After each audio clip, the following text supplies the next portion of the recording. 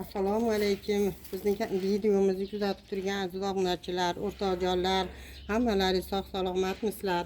Bugun sizlar bilan birgalikda mana shu glisina gulini nima qilmoqchiman, parhama qilmoqchiman.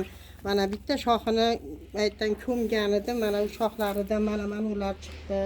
Mana ular udashib ketyapti uni oxirigacha. Bu bir yilda 10-15 metrgacha o'sadi.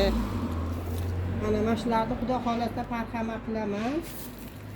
Mana shularni hammasini kuzga xudo xolasa so'raganlar bor. Glisina gulini qachon bo'ladi, hozir bo'ladimi deyapti. Hozir bo'lmaydi. Men parhama qilib tomir chiqargandan keyin kichkina tuvakchalarga ekib tayyor qilib qo'yaman. Xudo xolasa fevralda telefonlashib nima qilaveraman, beraman xudo xolasa. Aziz o'rtoqlar, mana shu gulda hali paprikni guli bo'ladi, o'shani kattaroq ekan. Kecha bozorga bordim, ko'zimga chiroyli ko'rinib, uni yerga ekib qo'ysa bo'laverar ekan. Kuzda baktashar ekan, bahorda yana chiqarar ekan. Hozir tuvaydaligi uchun juda xuniyroq bo'lib turibdi. Xudo xolasa hali kech payt salqinda mana shu gullarimni ekmoqchiman. O'z holiga bu gul ham chiroyli ekan. Mana bu yangi chiqargan balki bunaqa chiroyli bo'lar ekan. Mana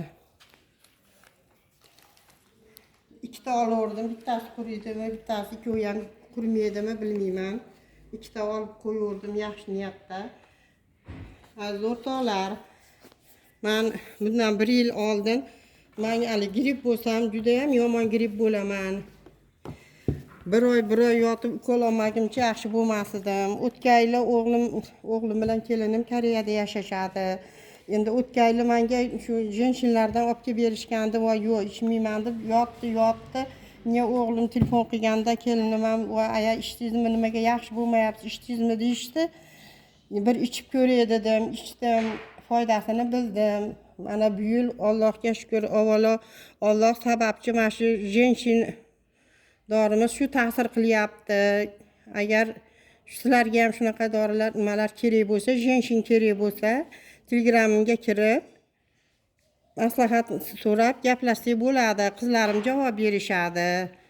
Mana shu jenshin birinchi men uni ichdim. Mana nimaga kofega o'xshar ekan.